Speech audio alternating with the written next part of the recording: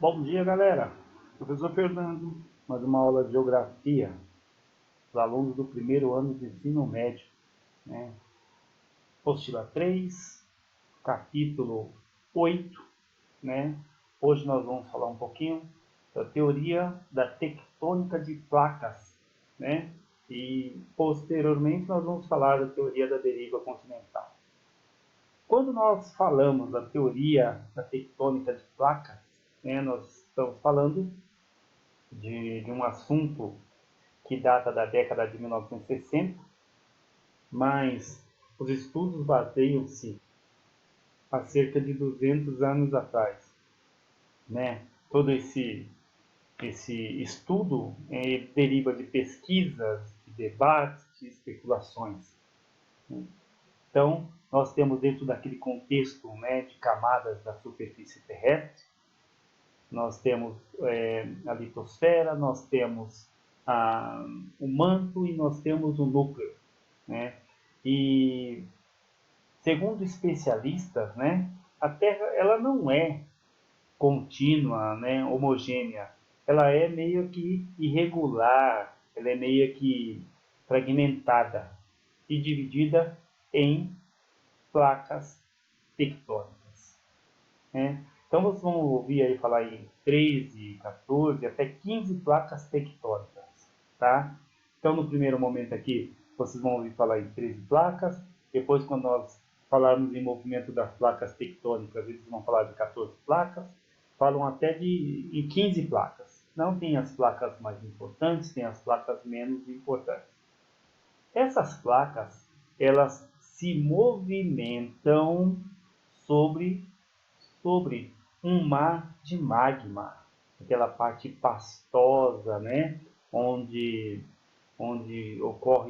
se originam as rochas magmáticas. Então as placas elas ficam em cima do magma.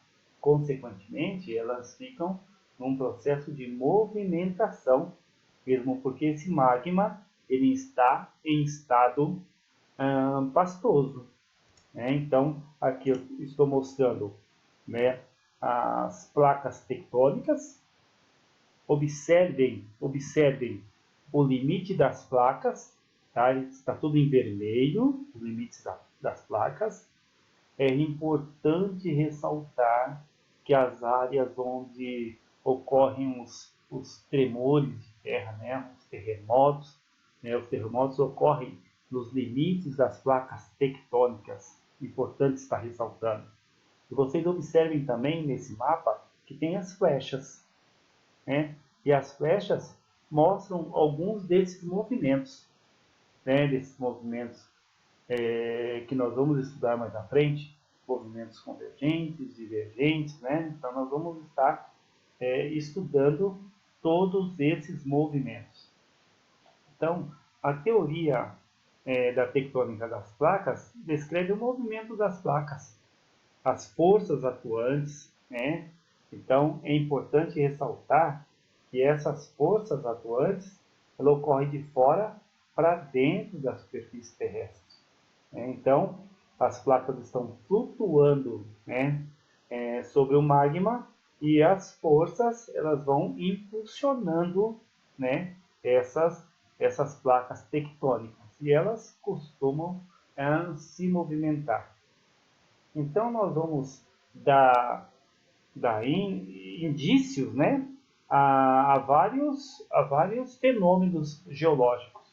Nós vamos dar início a cadeias montanhosas, a vulcanismo, a terremotos, a maremotos, tsunamis, rates, fossas oceânicas. Então, nós vamos dar início a uma série de fatores que nós vamos estudando mais à frente. Os movimentos Aqui está a teoria da tectônica das placas, que eu já passei para vocês. Segundo a teoria, a litosfera é a camada mais externa e rígida da Terra. Então, ela não é contínua, ela é homogênea, mas sim fragmentada, é toda irregular. É que nem uma rua meio que esburacada. Então, dividida em 13 placas que se movimenta ou se movimentam sobre um mar de magma. Ela flutua sobre um mar de magma. Então nós temos aqui, falei dos terremotos, falei dos maremotos, falei dos tsunamis. Nós vamos estudar de uma forma específica mais à frente cada um desses fenômenos.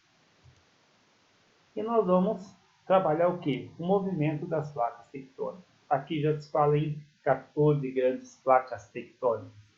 Esse assunto está no capítulo 8 da apostila de vocês, na página 32. Então vocês vão encontrar 13 placas, 14 placas tectônicas. O manto, né, se apresenta como uma camada da Terra. Ele é formado por material viscoso, né, viscoso, é um pastoso e muito incandescente, porque é muito quente, né? O interior da superfície terrestre é muito quente. Então, chega a mais ou menos 3.500 graus Celsius. Material de diferente temperatura, diferente densidade, né? Movimentam-se de maneira convectiva, ou seja, de baixo para cima, num processo de circulação ascendente e descendente. Esse processo chama-se sistema de convecção, de cima para baixo, tá? Ascendente e descendente. Ciclo de convecção, mais precisamente.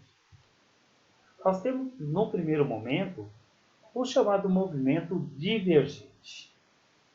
O movimento divergente é o movimento de afastamento das placas tectônicas, né? Então, quando ocorre a separação, né, entre as placas oceânicas, temos a formação, por exemplo, do chamado, que eles chamam dorsal mesooceânico, tá? Ou seja, ocorre um processo de vulcanismo ativo, o processo de terremoto, o Vale do Rift. Então, forma uma espécie de uma fossa, né, uma abertura no qual ocorre, por exemplo, o processo de vulcanismo.